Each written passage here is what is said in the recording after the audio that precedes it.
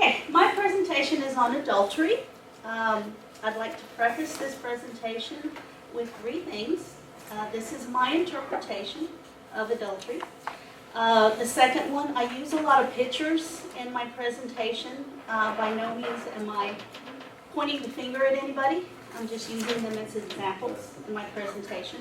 And I don't mean to offend anybody, anywhere or particularly in here. So that's my preface. Adultery. Raise your hand if you've committed adultery. All right, hands down. Thank you for being honest. I didn't think anybody's hand would be up.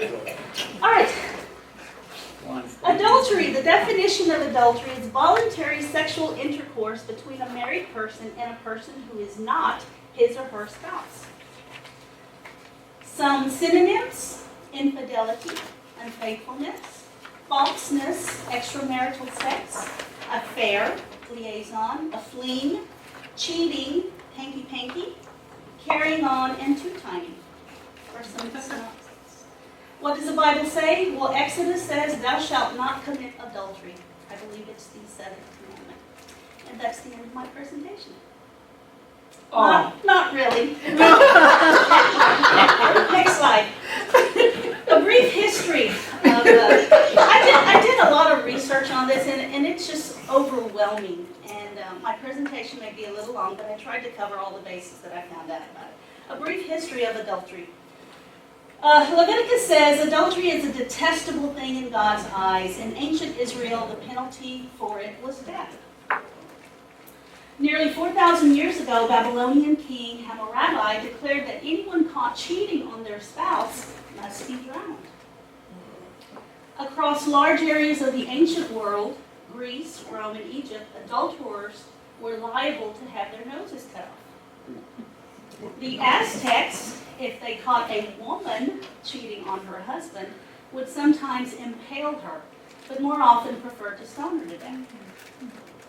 I found this picture. It's an Aztec adulterer being stoned to death by Florentine Codex. Look at the man. I believe it is a man. He's laying down. Look at the size of the stones. And there's two people stoning him. In Roman law, an offending female spouse could be killed, but men were not severely punished. Leviticus says, if a man commits adultery with another man's wife, with the wife of his neighbor, both the adulterer and the adulteress are to be put to death.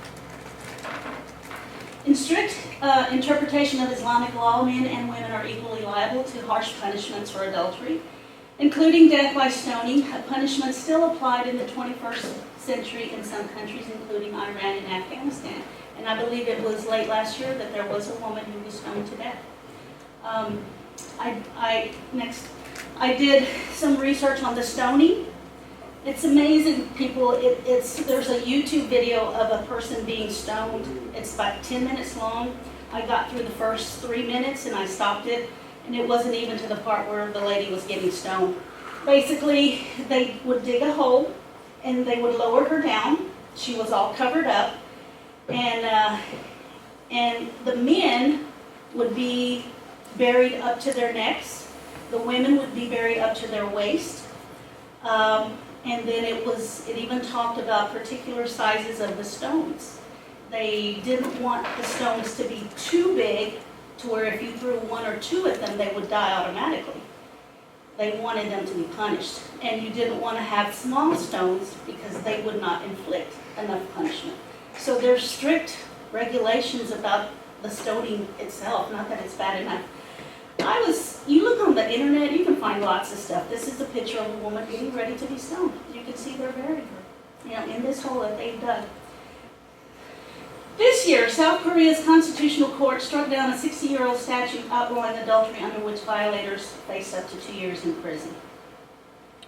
Attitudes towards adultery. I found this extra fascinating. Next. Attitudes towards adultery vary widely between cultures. In one culture of West Africa, the Kaka and Cameroon may have sexual relations with the wives of certain relatives. Wife lending was a part of Eskimo hospitality. Look at that happy Eskimo. Non-incestuous incestuous extramarital relations are permitted by many South Sea Island cultures. And those islands include Samoa, Tonga, the Christmas Islands, Fiji, the Cook Islands. You may be familiar with some of those. Among certain Pueblo Indian societies, adultery is so common that it is tolerated if kept secret. In France, there is a certain hour of the day where men visit their mistresses. Adultery is commonplace in France and widely acceptable. It's not legal, but it's commonplace. France has one of the lowest divorce rates. So that tells you something. I guess these women say it's okay. In Thailand, men have a wife and then many have a minor wife. According to Match.com, Thailand is the most adulterous country in the world. Statistics. In 1948, think 1948, that's a long time ago, Alfred Kinsey found that 1/3 of American men and 1/5 of women had been involved in extramarital affairs.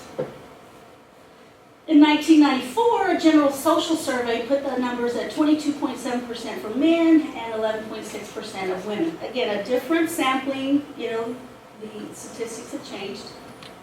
In the United States, this was fascinating. The latest statistics reported this year that 22 to 70% of men have cheated and 15 to 60% of women have cheated on their spouses. Given that many people are afraid to admit that they've cheated, research percentages on cheating may be underestimated. Fascinating. This is the Match.com survey that they did, the world's most adulterous countries. You can see Thailand was the number one, and it goes down to the United Kingdom. The United States is not on there. A little while ago it said 22 to 70% of men and 15 to 60% of the women. I think the variance was just so much that they couldn't pinpoint an exact percentage for them. So Matthew, who says, "Whoever looketh on a woman to lust after her hath committed adultery in his heart." Just a couple of pictures to look at. Next. Keep going. Victoria's Secret angels. My favorites. Next. Want me to hold?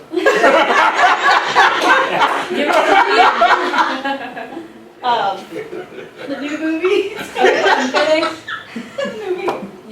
Yeah. Go ahead. And my favorite, the love of my life, Clark Gable. And ladies, I've saved the best for last. Next. Yeah.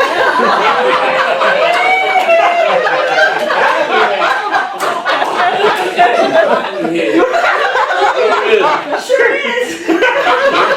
Sorry, ladies. Bring it, Rebecca. Forgive me, Father.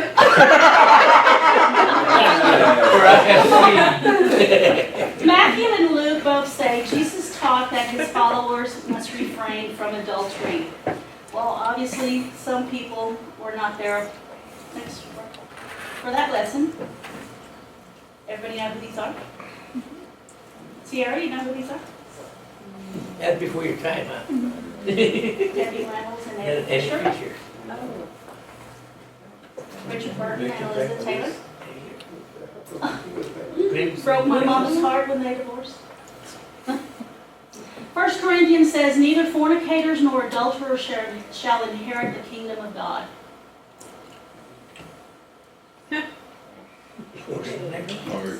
Arnold. Tony Parker, Eva and Laurie. Demi and Ashton. Hebrews says, "Let marriage be honorable among all, and let the marriage bed be without defilement." Sandra Bullock, Jesse James, Tiger Woods, and Ellen, and we all know about this dude. These are all famous politicians and sports people and movie people. You know, they set precedents for a lot of these younger people, and look what they're doing. And again, I'm not judging. Spiritual adultery. I found this to be quite interesting. The definition: spiritual adultery is unfaithfulness to God. Spiritual adultery includes any form of idolatry, a golden calf.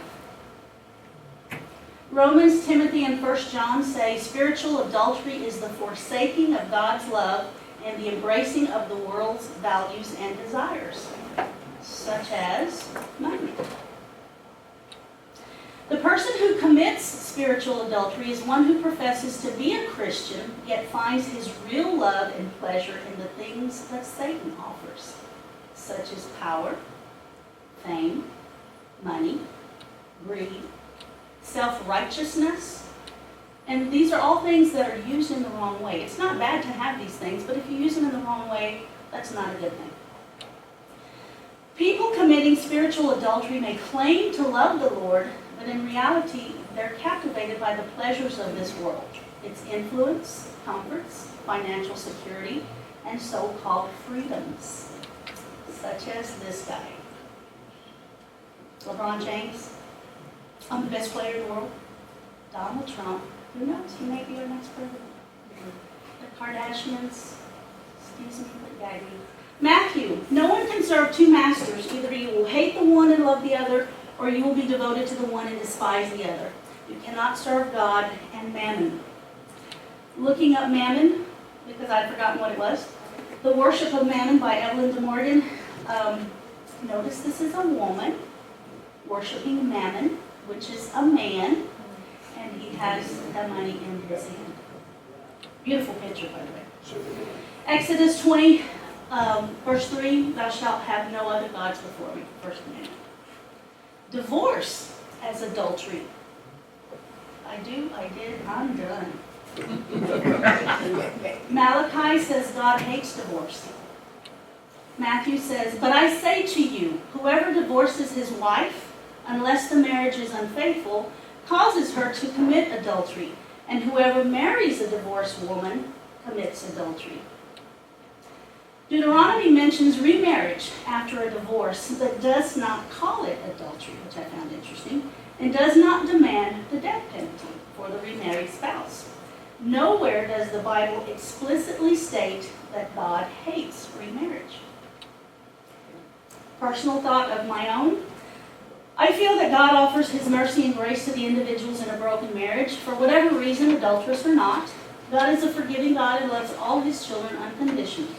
Unfortunately, the Roman Catholic Church does not. Only God can judge me. A modern day issue of adultery. I found this, I had gotten an issue of AARP. Yes, I'm a member of AARP. And in it they had an article on sex in the nursing home. And it says, along with the physical and emotional issues of putting a parent or spouse in a nursing home, spouses or children have to deal with the issue of their parents or spouses having sex. It was called the Sandra Day O'Connor case. She was the next Supreme Court justice. There was a resident with Alzheimer's, and he finds new companionship with a fellow resident who is not their spouse. This was her husband. The relationship brings happiness to the spouse with dementia. Their children thought, Mom, this is wrong. You need to get Dad out of there. And she's like, I'm paying the bills. He's happy. I'm going to keep him in there. Kansas State University professor quoted Dr. Gail Dahl, stated, you may be denying them one of the few pleasures in life they have left.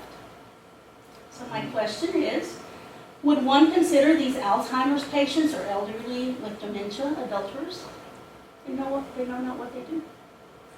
In conclusion, I believe the story of the adulterous woman answers a lot of questions about the issue of adultery.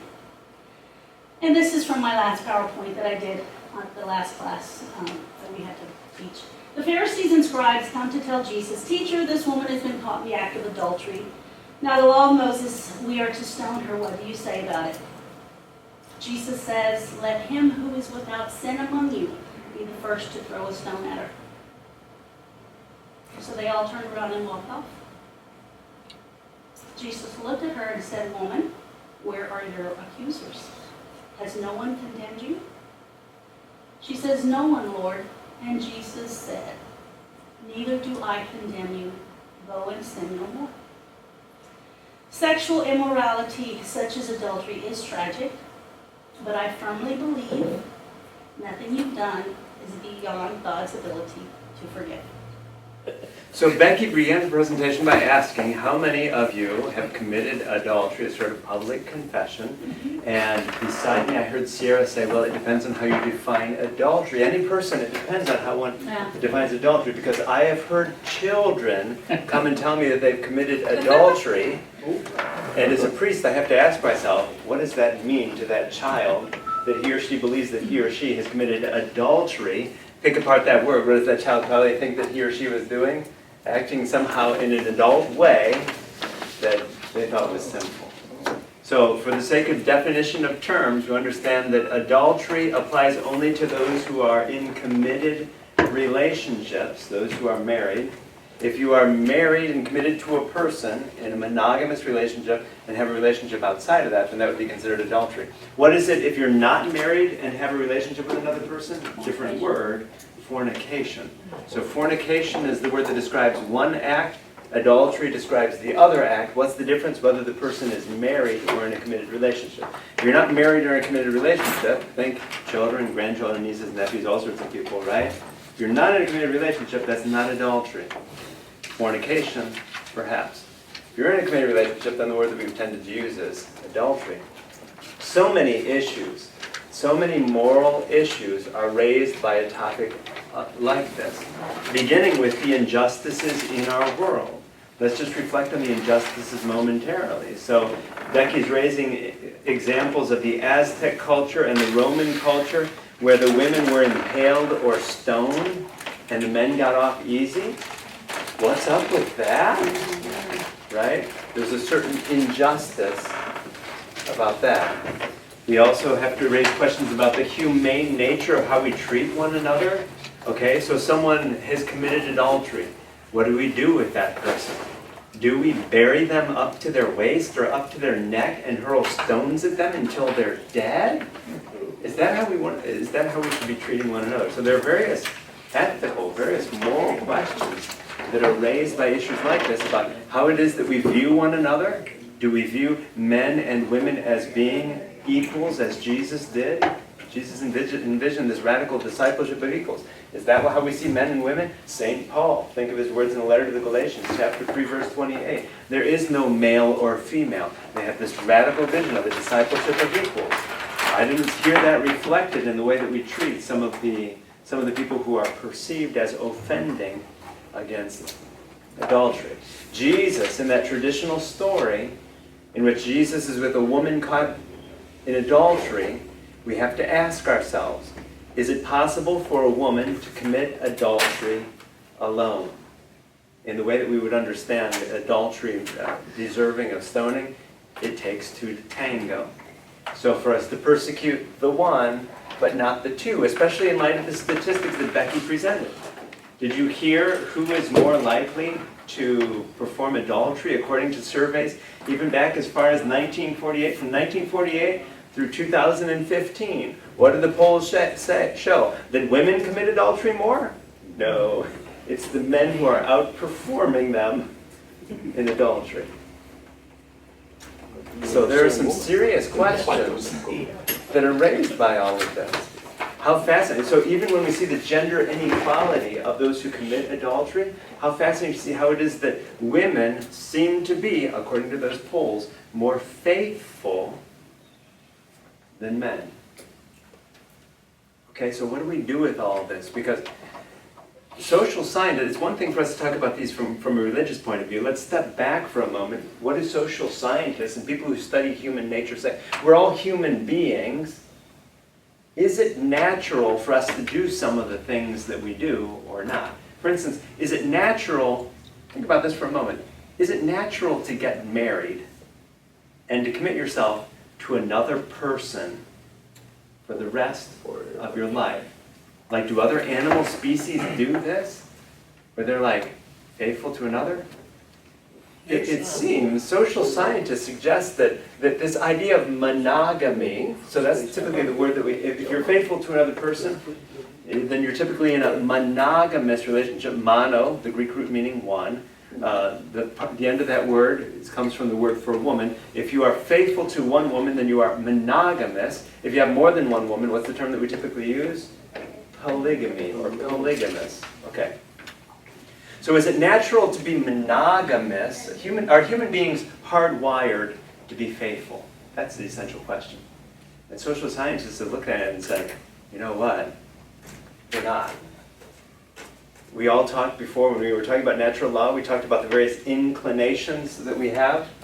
In the same way that the ball on an incline is inclined to go down, we as human beings, St. Thomas Aquinas was right. When he started identifying what are human inclinations, one inclination was towards saving our lives, preserving our lives. If I fall, it's hard for me to fall without breaking my fall because I'm naturally hardwired to preserve my life. But the second thing he talked about was that we are hardwired with this sexual instinct. So whether we're in a committed relationship or not, got news for you. If you're a human being, then you are a sexual being. You were born into a body, and that body has certain desires that are beyond your control or thinking. So before you go to confession and confess your dirty thoughts, Father, I had impure thoughts, thank you for sharing, but unless it was within your control, you follow me, it's not a sin.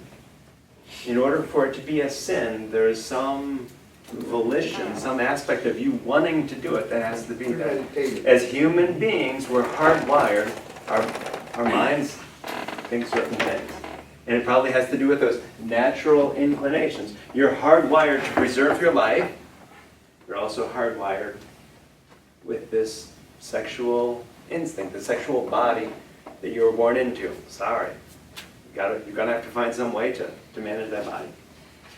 Whether that's being monogamous, or, wasn't it fascinating that Becky pointed out how it is that there are certain cultures who have no problem at all with this thought that we as human beings have these sexual inclinations, and so whether it's with your wife or whether it's with another person, it's acknowledging how it is that it's more about the healthy expression of that than setting up these limits. How it is that so much of it is cultural. Our culture, the culture that you're born into, programs you to think a certain way. Geert Hofstede, a sociologist, said, culture is the software of the mind. Whatever, you tell me the culture that you were born in, and I can probably predict how it was that you were programmed to think as a child.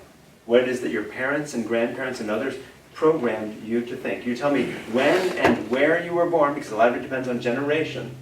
Right? Sierra and I were looking at one another like, we don't know who that couple was on the screen. Right? You tell me when you were born, and you tell me where you were born, and I can tell you likely how you were hardwired to think about issues like adultery. And believe me, there are generational differences. Is it not true that older people and younger people have different views when it comes to adultery and faithfulness, etc.? So what do we do about that? From a religious perspective, Becky brought it full circle with the story of Jesus and the woman caught in adultery. During her presentation, I was like, Becky, how can you go, Jesus was with an adulterous woman, with a woman caught in adultery. She came to it in the end.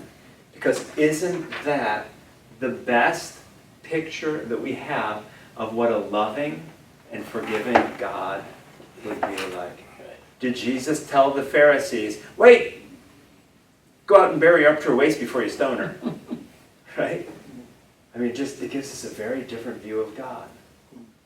I was just speaking this afternoon. You know, in ministry, we talk with a lot of people. Any of us who are involved in ministry in the church, or any of us even outside of ministry, we talk with a lot of people. Speaking with one woman today who was talking about how it is that her nephew in Mexico finds himself he's married because the machismo of his culture, of the Mexican culture, right? He was programmed to think that he had to get married. Okay, so now he finds himself married with children, but he also finds himself not being heterosexual, which means that he has a partner on the side, outside of his marriage, and everyone knows it, and everyone acknowledges it, except for his mother. Right? Wife, everyone knows what's happening here, right? We're programmed, our culture tells us certain things, and so we're fulfilling these things, and everyone is, so at some point we have to ask ourselves questions about what it is that, the programming that we do as cultures, and what all that means. What really is right and wrong, good, bad, etc. Jesus really broke the mold when they brought him a person who should have been stoned according to their law. And he said, wait a minute. He didn't suggest that she be stoned. I just want to point out something else that Becky said. The whole concept of spiritual adultery, I think, is so keen as well. That is to say, there's one thing about this sexual inclination, but there's this other thing about the relationship that we have with God and with others. Okay, so there's one aspect of adultery that deals with the others with which we find ourselves. Another aspect of adultery that deals with our relationship with God. So how fascinating that it was prophets like Gomer, for instance. She mentioned Malachi and Matthew, but think of the prophet Gomer, the prophet Hosea, who married the prostitute. The prophet Hosea married the prostitute Gomer. Why? Because it was a public symbol of the people's infidelity. Essentially saying, y'all have been adulterous by turning from your faithful spouse, God, toward other idols, toward other gods. So there's something about adultery where it's not just on a carnal, physical, sexual level. It's not just on this horizontal level, but there's also the vertical axis of the cross is our relationship with God. There's also something to be said about spiritual adultery and spiritual faithfulness. Would spiritual adultery be is like the old saying of selling your soul to the devil? Are you going to be faithful to God, or are you going to turn from God toward other things? What the prophet Hosea was pointing out by marrying a prostitute, literally, was that that's what we're doing. That's what you are doing, people, by turning from your God. Well, it seems to me that what you're dealing with here is pain. It's emotional pain, and it can be spiritual. The feeling of unfulfilled expectations or broken dreams or standards. And in terms of the religion, I think we have to filter all that into the concept of love. Whether it's the love for your fellow person at the human level or the love for God. And if you don't have love enough to prevent the impurity, if you will, of an adulterous relationship with other people or with God, then that's when you have the ultimate, in our religion, the ultimate ability of forgiveness from God through Jesus Christ. And the leftover emotional pain is what we have as a society to deal with, because not everybody can accept the forgiveness that Christ offers, and not everybody can live their life on a day-to-day basis with that emotional pain.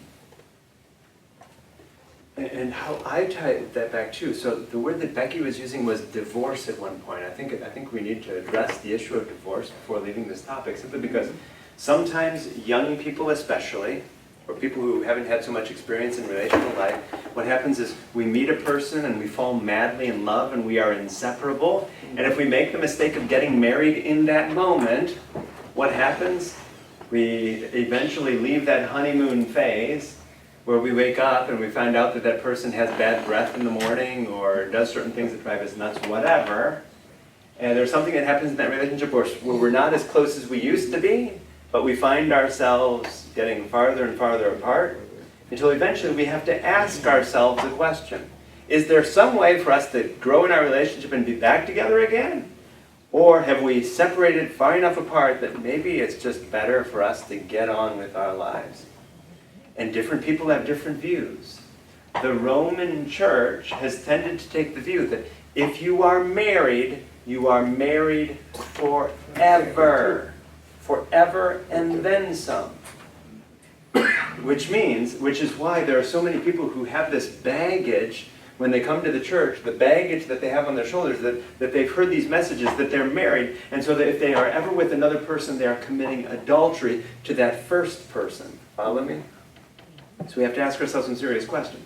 The Roman Church has tended to say, once you're married, you are married forever. Which is why the church has a process of annulment.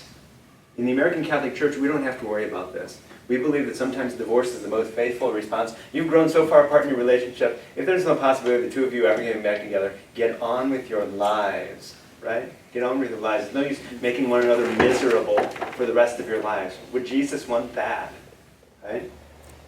The Roman Church has tended to have why does the church have this process of annulment?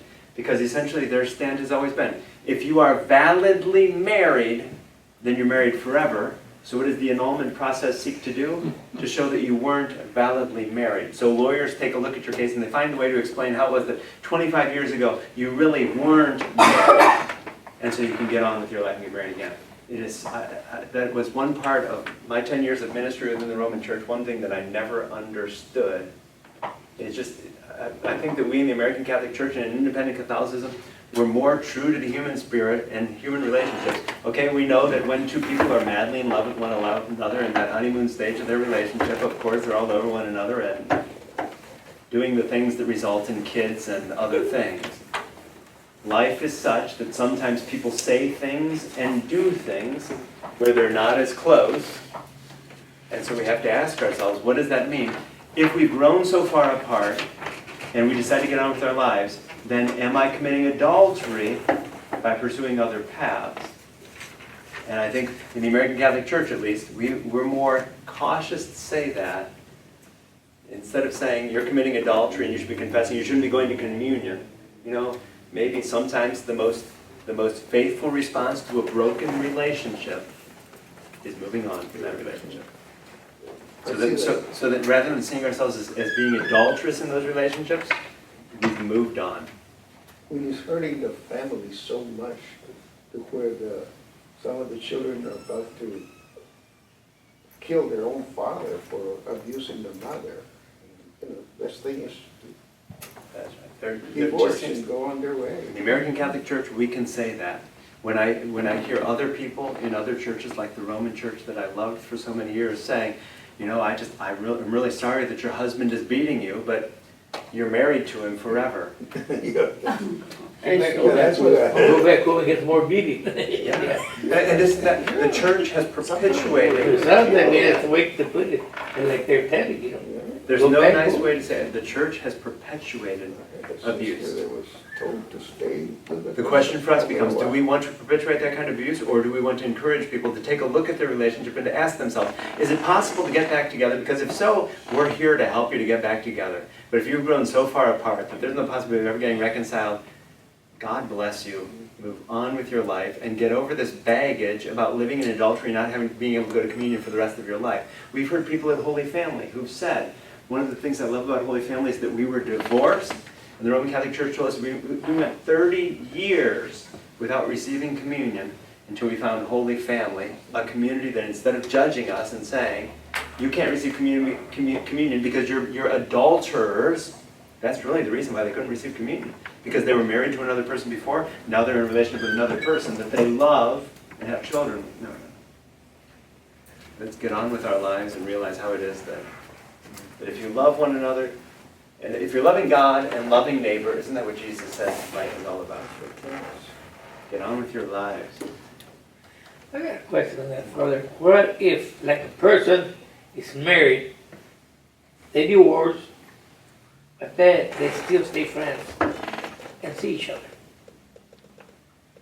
They can be better off being friends and seeing each other than being married. There you go. So the question Well, that we that's should rightly ask is it better for a person to be in a relationship where that person is miserable or not happy? Or is it better for them to find some way to be in a relationship where, sometimes it's better for two people to be friends than to be spouses.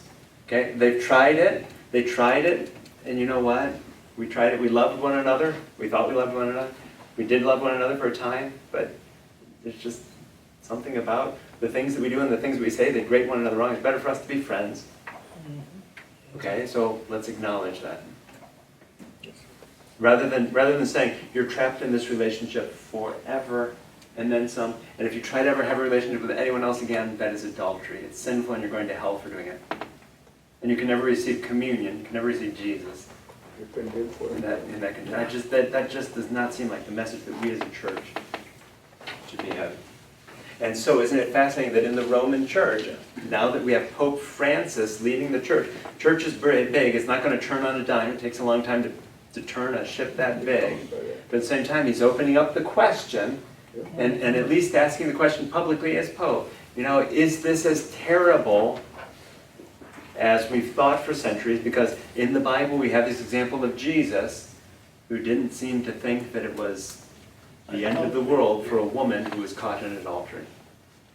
And he asked, any one of you who has not committed sin, throw the first stone. No one did. Are you implying that all of us are sinners? No, but that's what. Yeah. How fascinating, right? But he Let said, the person yeah, who's without but you sin say, cast the first We all stone. see, because they all were sinners, they all turned around. They all walked away. So if all of us were to acknowledge that we're all if we want to use the word sinners, or maybe to use a different word, we're all human beings Mistakes. who do certain things because we're human beings. In any situation, we will always choose what we perceive to be best. And so if I'm in a situation where I see food, and when I see food, I just can't let it go, right? The church for years has called that the sin of gluttony, because every time I see food, I just have to eat it, okay? Is that the sin of gluttony, or is it simply being human? That as human beings, when something gives us pleasure, when we perceive something to be good, then we're going to do it.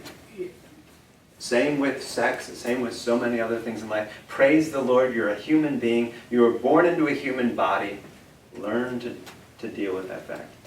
Self-control. Self-control, whether that's with food, whether that's with the way that we express ourselves sexually, etc. There's a virtue with self-control. Enough said? Love that topic. Becky, thank you for broaching that topic. It's a very good topic. Thank you to all who Becky made me really uncomfortable with that question at the beginning. As Catholics, we're not used to confessing our sins in the open like other people in other churches are. But isn't there something refreshing about knowing that all of us are humans and all of us are going to be tempted to do things that may not be right or good, etc. in certain situations, and it's part of being human. And so if you've committed adultery, I hate to say this on camera, if you've committed adultery, pat yourselves on the back. You are a human being. It's part of being human.